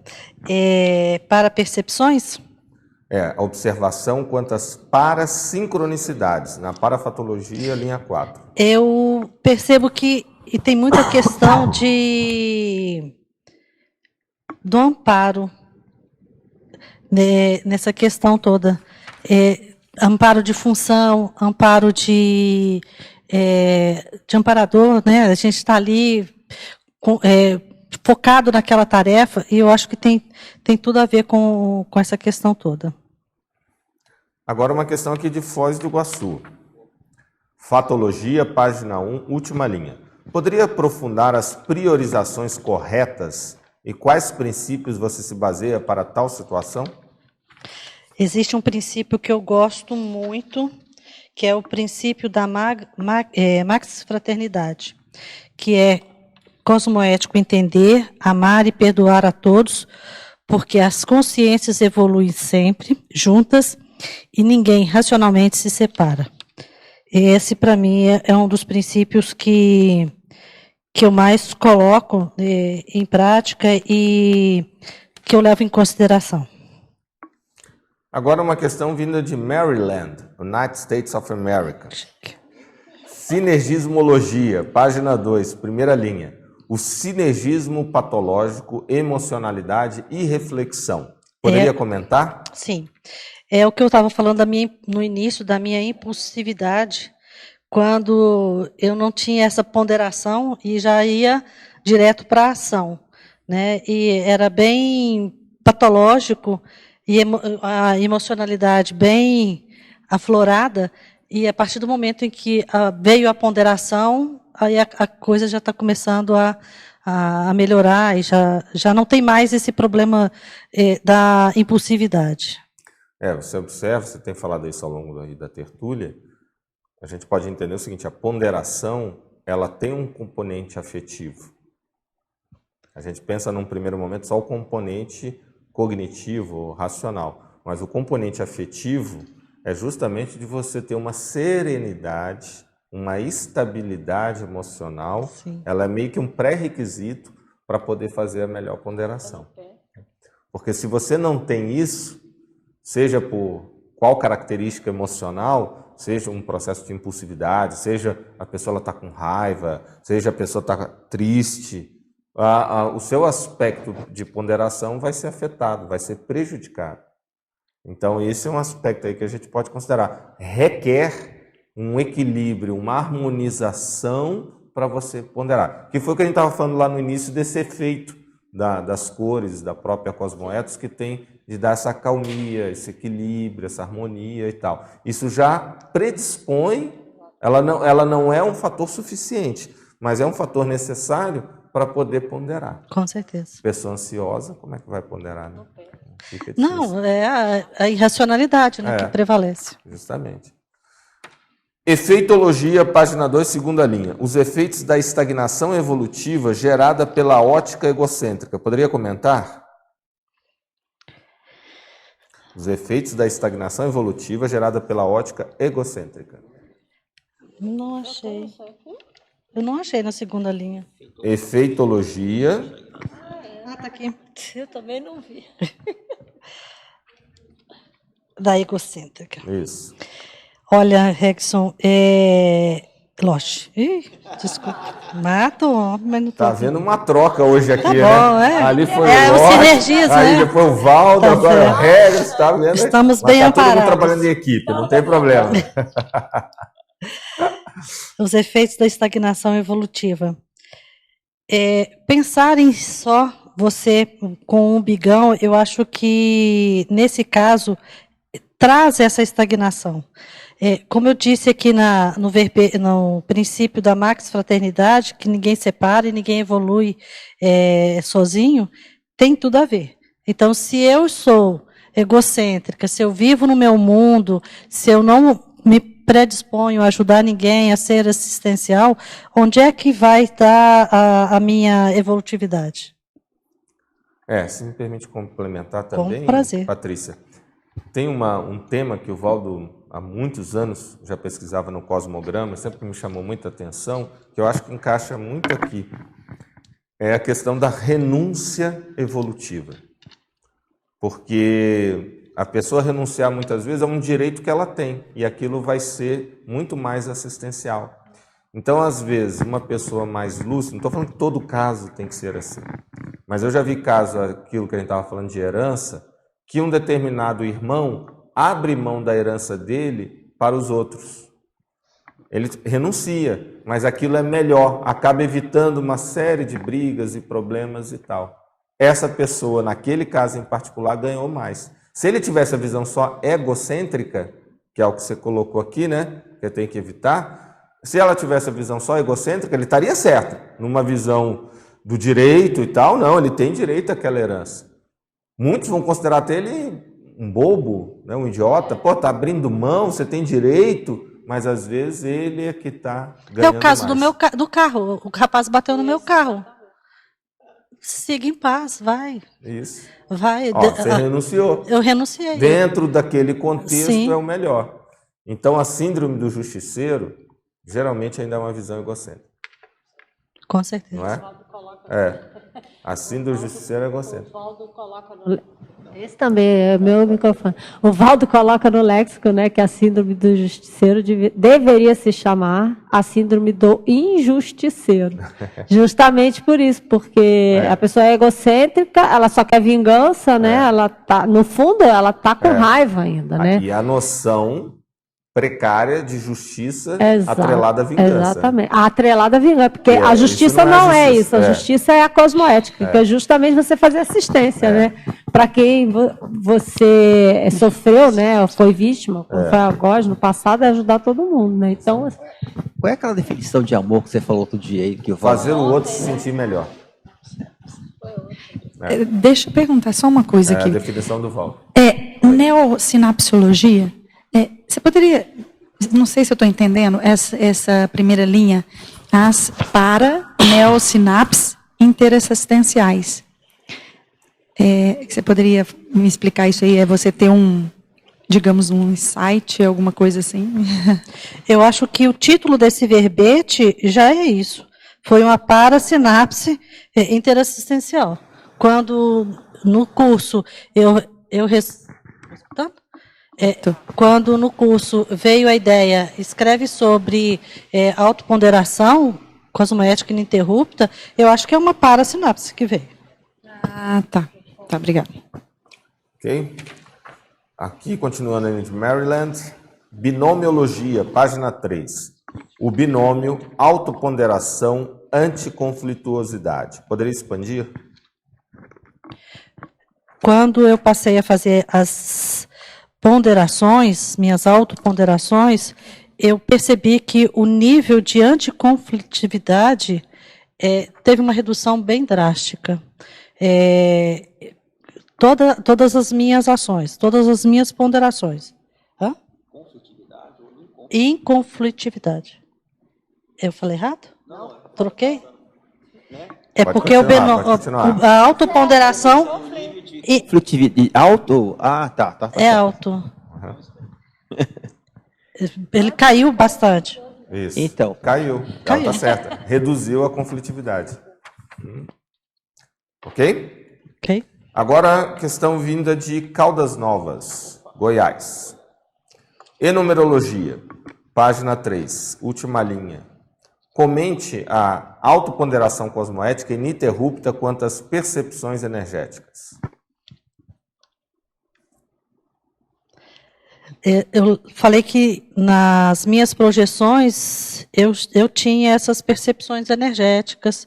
Eu falei das dos questionamentos, das ponderações. Será que aquilo é guia cego, se não é? Será que eu devo acreditar ou não? Então, essa foi a minha autoponderação quanto a essas percepções energéticas. No extrafísico, eu estou projetada. Eu tenho consciência ali? Não, pode ser que seja amparador, sim, não. Pode ser guia cego. Tanto é que teve um dia, até comentei com a Adriana, que eu despertei e estava assim, é proibido proibir. Eu falei assim, mas como assim? Isso é anarquia? Isso não está certo, né? É proibido proibir. E aí eu acordei e falei, isso não é coisa de amparador. Isso é guia cego, você pode dar o nome que quiser, mas que é amparo não é. Então, proibido proibir não existe para mim. Isso é uma coisa interessante, que toda vez que a gente está dando um curso que ela tem alguma projeção, alguma percepção, é projeção, mais percepção. Quando ela começa a narrar a projeção, ela geralmente narra ela refletindo sobre alguma coisa. Porque às vezes a pessoa narra assim, eu vi fulano, por exemplo, uma clara evidência, né, que a pessoa fala, acabei de ver um chinês assim, ela já começa a perguntar, por que eu estava vendo esse chinês? O que esse chinês significa para mim? Interessante que isso tem tudo a ver com o verbete dela. Ela não fala do fenômeno em si, mas ela procura interpretar o fenômeno. Uhum. Agora uma questão vinda ainda de Caldas Novas, uma outra de Caldas Novas. Trinomiologia, página 3, segunda linha. Gostaria que comentasse o trinômio autocoerência, autoincorruptibilidade, autodesperticidade. Esse é meu caminho. Olha, meu projeto aqui que a gente estava falando, é meu projeto. É o projeto, né? É ser autocoerente, autoincorruptibilidade e autodesperticidade. Esse é meu projeto de vida. Para lá eu faço planos para chegar em breve. Que é bem o que você está falando, né? Que ela fica o tempo inteiro, que o Rex comentou, mesmo fora do corpo, quando ela começa a contar, ela começa pela pergunta, né? Ela começa sempre o que ela está fazendo ali e ela já coloca lá os princípios, os valores. Então, mostra para a gente que ela está coerente, né, com a teoria que ela está aprendendo, sei lá, o que ela está recuperando. E ela está sendo correta em relação a aplicar a teoria que ela está tendo, porque ela está colocando em prática. Então, ela não está sendo corrupta, né? Ela está sendo autêntica. E ela é muito autêntica, mesmo fora do corpo, né? Você contando suas projeções. E aí isso vai dando mais, né, consolidação, autoridade moral, autoridade cosmoética, né? Vai ajudando mais no autodesassédio, para o heterodesassédio, que é a desperticidade, né? Então, assim, testemunho de novo, porque é a cara dela, né? A autoridade moral já é um reflexo da sua coerência. Obrigada. Que ela tem bastante. É, né, aquilo razão. que você falou, Regson. Loche. Não tem problema, está tudo certo. É uma honra. É a questão de você fazer um curso e refletir sobre ele. Porque se você faz um curso e não coloca em prática, não é teático, então para que você fez aquele curso? Então, a minha proposta é ser monitora da Cosmoetos, ser monitora de curso, é um grande avanço que a gente tem, é um grande estudo. É o ganha-ganha. Eu ganho voluntariando e ganho aprendendo. E isso, para mim, é uma via que eu não abro mão. Pode ser, 6 módulos. Nossa, 6 módulos. Na transmissão, sim, são 6 módulos. O dia inteiro ali transmitido.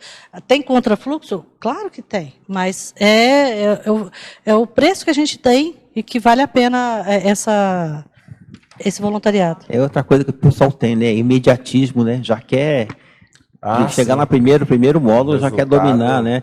Agora, é interessante que você está falando, eu me lembrei de um trecho com o professor Valdo, a gente fez uma entrevista, aliás, eu não estava, quando era colégio vizinho da Cosmoecologia, a gente fez uma entrevista com o professor Valdo, e no final ele fala assim, gente, pensa o seguinte, amanhã vocês vão dessomar, vocês vão encontrar lá com o evoluciólogo, né, do grupo, e ele vai pegar lá a planilha de vocês, e ele vai falar assim, olha, estou vendo aqui que você fez 1.526 cursos de Conscienciologia, muito bom, parabéns para você. Agora, eu quero saber o seguinte, o que você aplicou disso aqui que você estudou? O que você fez com isso? Estou vendo aqui do lado. Aí ele pergunta no final, é interessante, que a última pergunta ele faz assim, olha, não pense aí, você que está fazendo o curso, está na tertúlia, não sei o quê, que isso não está sendo anotado na sua FEP. Tudo está sendo registrado. Então, depois, quando você encontrar o evoluciólogo, a gente vai ver qual foi os efeitos produtivos, né, os resultados produtivos. Eu não sei se é nesse mesmo vídeo que ele fala dos ângulos e para-ângulos. Então, assim, quando você pega para estudar a cosmoética, aí você olha ângulos e para-ângulos, vários prismas, vários fatores que tem ali, né, no seu cotidiano. É muito interessante esse olhar de fora, olhar...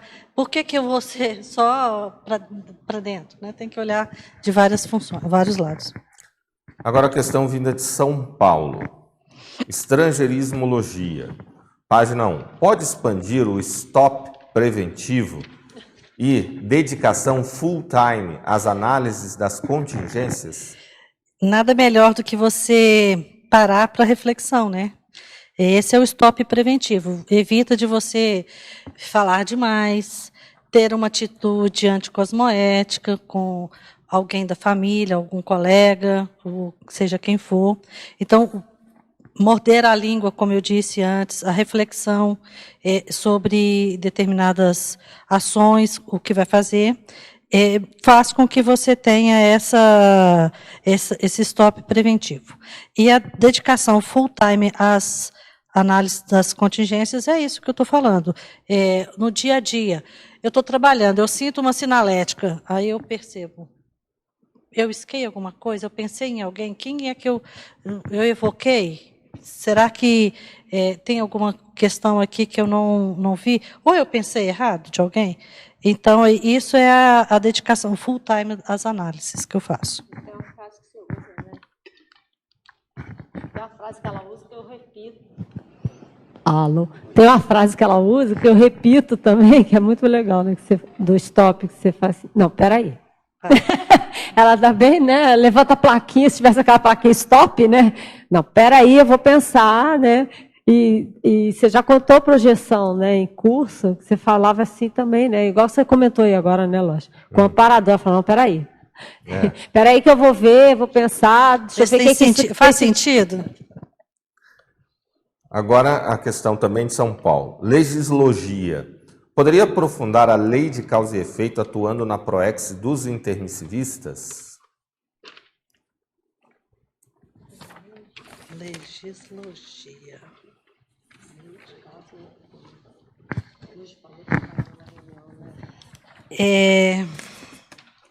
Como é que eu vou começar isso aqui? Ué, tem um que no teu caso você contou, A quando lei você de mudou para causa e Foz, efeito. né? Sim. Também. A questão da causa e efeito. O fato de eu ter mudado para Foz do Iguaçu foi um dos motivos. Lá atrás, 20 anos atrás, eu tomei uma decisão. Eu apontei. Eu estava certa, sim. Tanto é que se comprovou pela perícia. O efeito de eu ter sido cosmoética foi uma demissão, um presente. Então, a causa e efeito, a lei. Se foi positiva para mim, naquele momento eu não tinha refletido sobre isso, mas depois, sim, com certeza. Eu me lembro que eu fui comentar sobre isso aqui na mini tertúlia, e o professor Valdo falou comigo assim, você foi incompetente. E eu, recém-chegada aqui, eu não contra-argumentei, fiquei com aquilo na cabeça. Eu falei, por que ele me chamou de incompetente sem ele saber do contexto inteiro, né? Mas eu fiquei revoltada. Eu refletia sobre isso, mas incompetência. Sim, fui incompetente, porque eu deveria ter feito, naquele momento, mais assistência para a pessoa. Então, acho que ele, na para-percepção dele, ele viu isso. Eu devia ter sido mais assistencial com aquele grupo que chegou, talvez tivesse... talvez eu tivesse um momento de Falar, não, tudo bem, vocês chegaram, vocês estão pedindo a minha demissão, eu posso sair, então não sou bem-vinda aqui. Então, não sei, uma série de questões. Mas eu vejo que, naquele momento, eu não fui muito assistencial, e por isso eu aceito hoje essa questão. E o que o Chatalov perguntou no início, se isso não tinha nada a ver com essa minha ponderação, essa minha reflexão hoje. Sim, tem tudo a ver. Mas é interessante que, no caso, né, foi o que a gente comentou no início, né? Ela foi demitida, né? Teve um ganho, né? Uma perda muito. Uma causa que gerou um efeito muito positivo na Proex. Se não tivesse sido demitida, você não tinha vindo, né? Sim. E chegou bem. Aí você vê que a cronêmica estava certinho, né? Porque ela chegou perto da inauguração da IC, foi 6 meses, então teve aí um efeito positivo, né, na sua programação. Muito bom. Patrícia, infelizmente nós estamos chegando ao final dessa tertúlia. É um tema bastante rico e instigante. Você domina nada de braçada, como se dizia antigamente, e esperamos aí seus próximos verbetes, tá bom? Já tem um aí a caminho. Hiato, né, que você falou? Hiato cosmoético. Hiato cosmoético, excelente. Então, olha, mais uma vez, parabéns, está muito bom. Obrigada. Okay? Obrigada, Loche. Bom, queria agradecer também aqui a equipe da Enciclosapiens, o inspetor Chatalov, agradecer a equipe de suporte técnico, professor Robson, professora Adriane, agradecer aos tertulianos e tertulianas que aqui estiveram presentes, agradecer aos teletertulianos e teletertulianas que nos assistiram e que, inclusive, enviaram questionamentos e, obviamente, agradecer aos amparadores extrafísicos por mais essa tertúlia. Muito obrigado e vamos às nossas comunicações finais. As pontuações da tertúlia de hoje são 13 assinaturas no livro de presença, 6 perguntas presenciais e 46 perguntas enviadas online. Temos 2 convites. Nilce Oliveira com o curso Conscienciograma Sem Drama e o Regrisson Alves com o primeiro simpósio internacional de cosmoeticologia. Boa tarde. Além do objetivo de auxiliar na compreensão, análise e preenchimento das 100 folhas de avaliação das 2.000 questões do Conscienciograma, o curso Conscienciograma Sem Drama em EAD também tem o objetivo de favorecer a autopesquisa, as renovações e o crescente bem-estar íntimo. Esse é o objetivo do curso e que a gente vem observando nas turmas, nas pessoas que já passaram pelas 13 turmas anteriores. Nós estamos na 14ª turma, que vai se iniciar no dia 8 de outubro. Então, se esses objetivos coadunam também com os seus, com aquilo que você quer para si, esse convite é para você. A primeira aula que vai acontecer na terça-feira, que vem no dia 8 de outubro, das 19h30 às 21h30, é uma aula aberta, gratuita, então estejam à vontade para participar. É só entrar no site www.conscius.org.br e a partir dali tem um link para te direcionar para a sala de aula. Se você quiser já fazer a inscrição também, pode fazer pelo mesmo site ou ainda na recepção do CAEC. Obrigada. Primeiro Simpósio Internacional de Cosmoeticologia. Boa tarde, aqui é o professor Regrisson, sou coordenador geral da Cosmoetos. E estou querendo convidar vocês aqui para participar do primeiro Simpósio Internacional de Cosmoeticologia, o primeiro grande evento no planeta Terra, sobre cosmoeticologia. A temática desse primeiro simpósio é cosmoética e democracia.